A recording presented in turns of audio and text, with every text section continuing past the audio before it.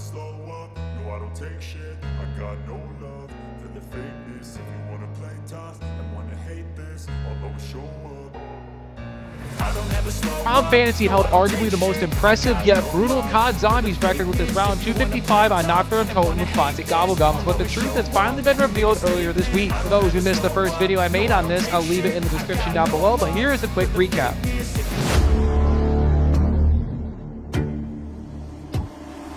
On June 1st, 2026, a famous mod developer named oJumpy shocked the high round community for proving that Tom Phantasy's round 255 game is now cheated. After investigating in the past couple of days, I've come to the conclusion that Tom round 255 on Nacht is impossible. Zombie Killer recently played a Nacht game and he got a CI error on 221. Basically, there's a box error on BO3 just like on BO1. With all of the weapons out of the box, you are left with a 1 in 28 chance every time you hit the box, but the chances of maintaining a 25 or lower average throughout a 305-hour game with an alleged 1,252 trades is, well, not happening. Now it's time for new information that you are here for. More news has been shed on the matter and it includes hearing from Tom himself. Make sure to hit the like button, but let's get right into this. Once again, thank you to oJumpy for helping me gather accurate information on this. Here's what Tom has admitted to cheating and how he did it exactly. For starters, on the 30-round speed runs, he said he used a zombie counter, hiding it with a PNG on OBS. Those that are unaware, Tom has unlisted or deleted all of his old videos and his channel looks more deserted than a modern day singles event. Well, at least the men aspect of it. Anyways, Tom also cheated on his 70 to 100 SR games by splicing them. Splicing basically means combining two games and passing it off as the same game. In the first part of the game, he used a patch and zombie counter. Unless someone has a screenshot of how many records he has, I'm unable to determine how many of these games he had since ZWR currently has him banned off the site. That isn't why we are here. So now let's talk about the 255 game. According to oJumpy, Tom stated the following. He used a public Steam workshop mod menu but was unable to remember which one. He said he unbounded the tab key by accident as a cover story so he couldn't show the scoreboard because the active mod menu would have been visible on the top right of the screen. Fair enough. Every time his game crashed, which he said happened 4 to 5 times in the 255 game,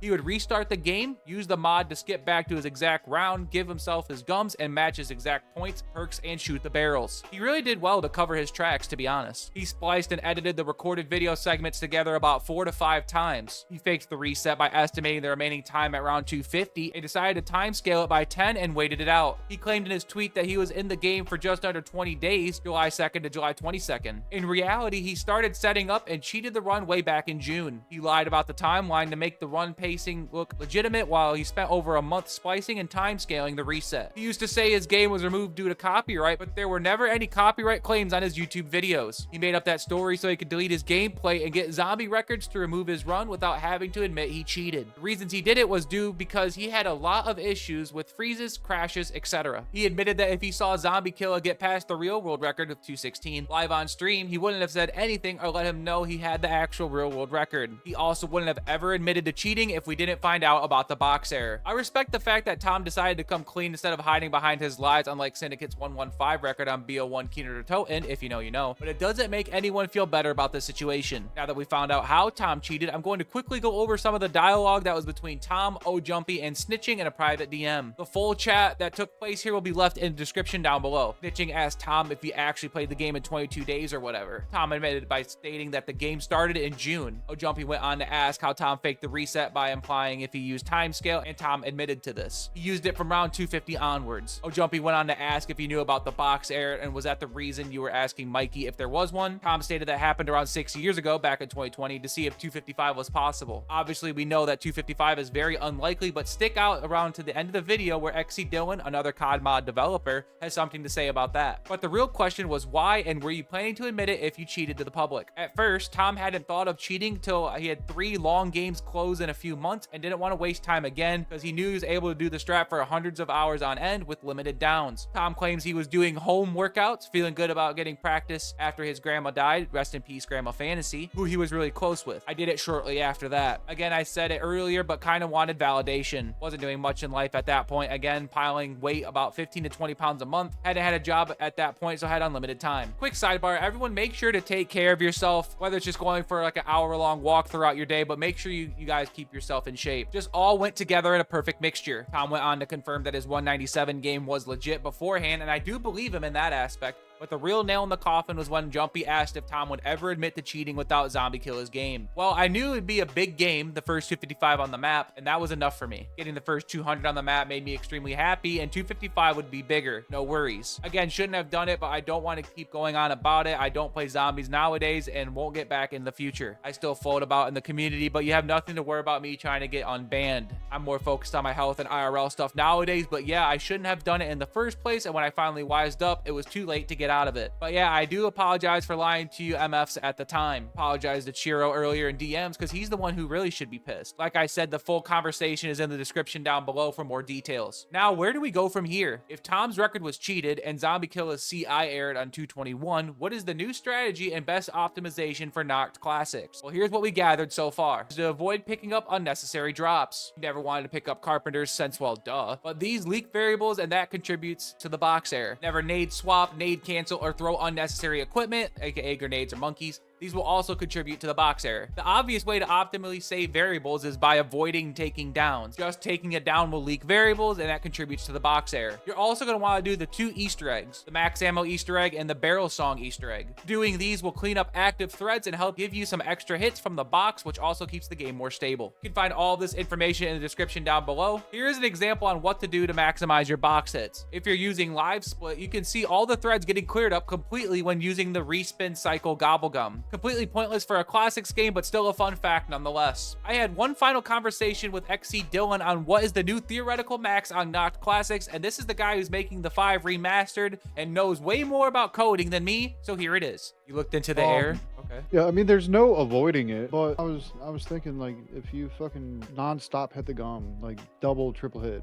every round, like every fucking round, and always use your outcomes and never trade, you could prolong, that would prolong long enough to where you wouldn't have to hit the box for the first 100 rounds or something. You could manage getting the rest of the game in potentially getting a 25 average or something, because or not 25 average, you would still have a normal average, but obviously you wouldn't have to hit the box as many times. So I don't know if it would be enough, but you could definitely come close. I don't know how close it would be. Well, here's the thing, right? So you're basically talking about like Thompsoning, like how in Black Ops 1 Nacht, if you Thompson for the first 75 rounds or whatever, just to save the box hits. But the thing is, I'm pretty sure 220 or something when Zombie Killer is hit his box error, and Tom was saying, obviously he cheated, but whatever, but like halfway of Nacht, yeah, like 200 or 208 in terms of kills. So there was still like hundreds of thunder guns that you have to get. He also had like 20 downs and was picking up drops and all kinds of other things that caused the variable leaks. So interesting stuff. Let me know in the comment section below, what are your thoughts on the entire thing? Thank you guys for making the previous video the most liked video I ever had, and I didn't think I would get that much traction. Shout out to Mr. T and Ivy for giving it a watch and reacting to it on their respective channels. But other than that, I appreciate you all watching.